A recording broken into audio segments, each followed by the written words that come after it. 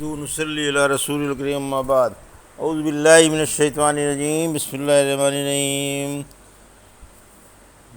وَيَقُولُونَ مَتَى هَذَا الْوَعْدُ إِن كُنتُمْ صَادِقِينَ لَوْ يَعْلَمُ الَّذِينَ كَفَرُوا حِينَ لَا يَكُفُّونَ عَنْ وُجُوهِهِمُ النَّارَ وَلَا عَنْ ظُهُورِهِمْ وَلَا هُمْ يُنْصَرُونَ بَلْ تَأْتِيهِمْ بَغْتَةً فَتَبْهَتُهُمْ فَلَا يَسْتَطِيعُونَ ردها ولا هم ينظرون وَلَقَدِ اسْتُهْزِئَ بِرُسُلٍ مِّن قَبْلِكَ فَحَاقَ بِالَّذِينَ سَخِرُوا مِنْهُم مَّا كَانُوا بِهِ يَسْتَهْزِئُونَ قُلْ مَن يَكْلَؤُكُم بِاللَّيْلِ وَالنَّهَارِ مِنَ الرَّحْمَٰنِ بَلْ هُمْ عَن ذِكْرِ رَبِّهِم مُّعْرِضُونَ أَمْ لَهُمْ آلِهَةٌ تَمْنَعُهُم مِّن دُونِنَا لَا يَسْتَطِيعُونَ نَصْرَ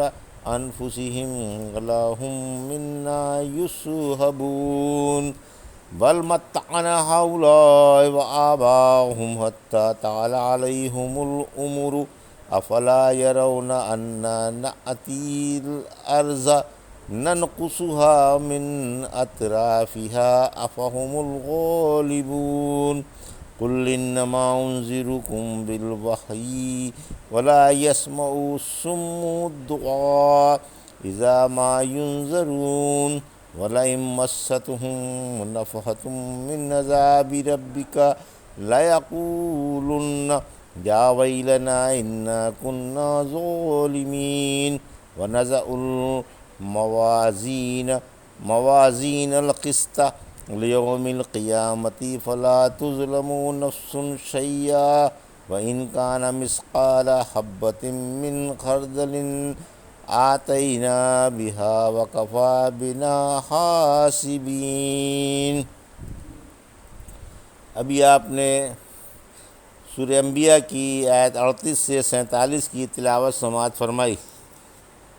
ان آیتوں کا ترجمہ اور تفسیر اس طرح ہے: وَيَقُولُونَ مَتَىٰ هَٰذَا الْوَعْدُ إِن كُنتُمْ صَادِقِينَ آیت 38 لَوْ يَعْلَمُ الَّذِينَ كَفَرُوا حِينَ لَا يَكُفُّونَ عَنْ وُجُوهِهِمُ النَّارَ وَلَا عَنْ ظُهُورِهِمْ وَلَا هُمْ يُنْصَرُونَ آیت 39 بَلْ تَأْتِيهِمْ بَغْتَةً فَتَبْهَتُهُمْ فَلَا يَسْتَطِيعُونَ رَدَّهَا وَلَا هُمْ يُنظَرُونَ آیت 40 ترجمہ: لوگ کہتے ہیں کہ یہ وعدہ کب آئے گا؟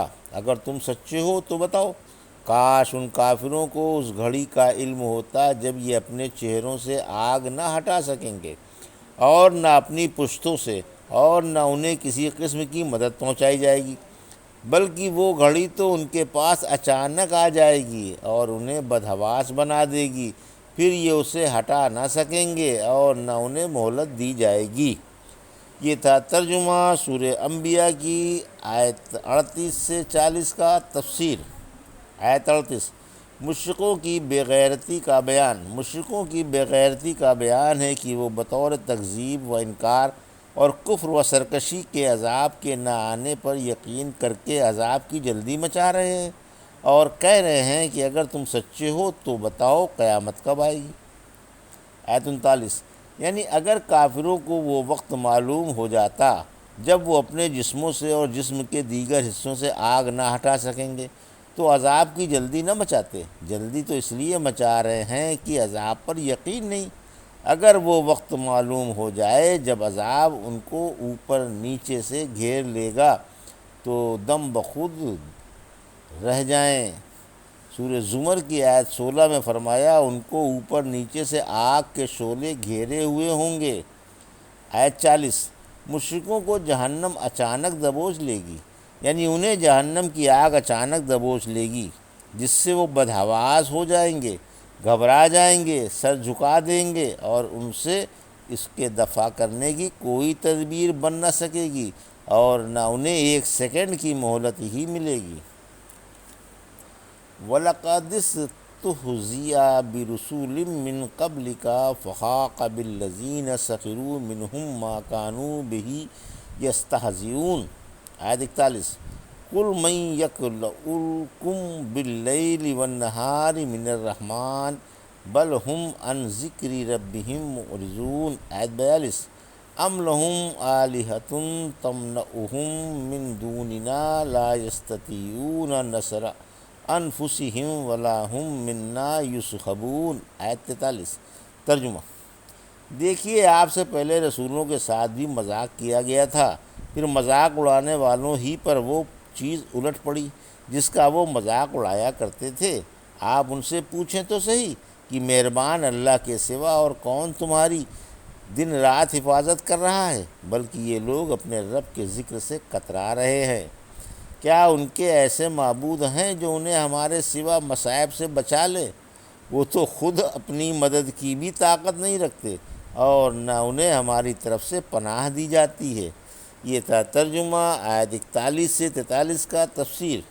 آیت 41، مشرک جس عذاب کا مذاق اڑایا کرتے تھے اسی نے انہیں آ گھیرا۔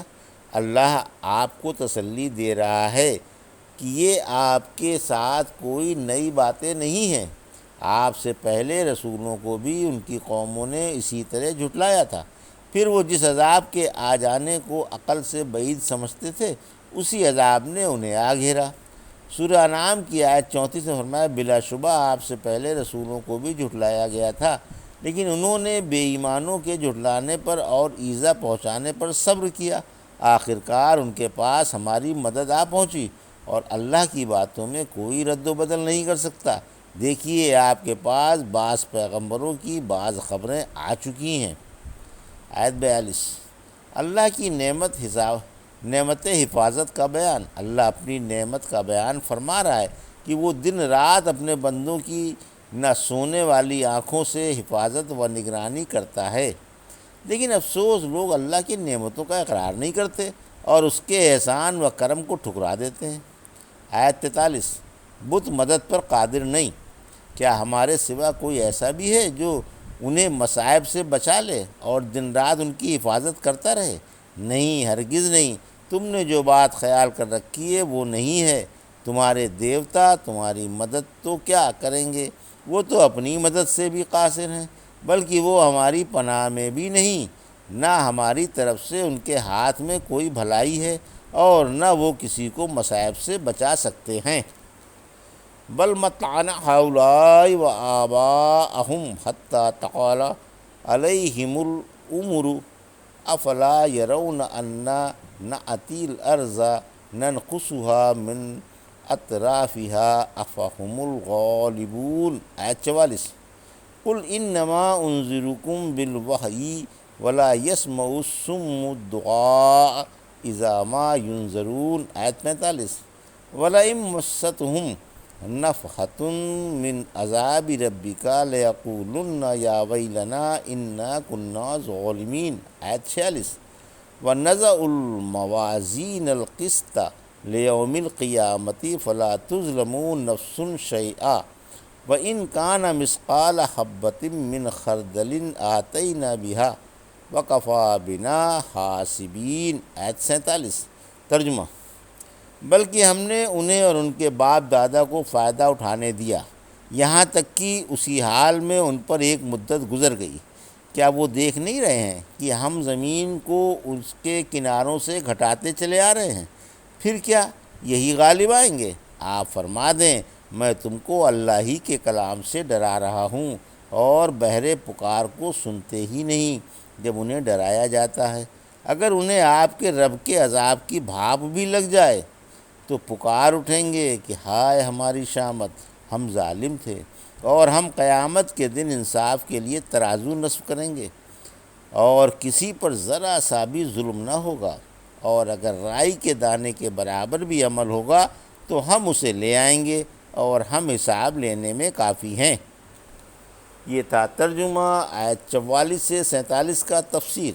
آیت 44، مشرکوں کے دھوکے کی وجہ، یعنی مشرکوں کو اس بات نے دھوکہ دیا اور گمراہی پر آمادہ کیا کہ ہم نے انہیں اور ان کے باپ دادا کو ایک زمانے دراز تک دنیا میں برتنے کا خوب سامان دیا۔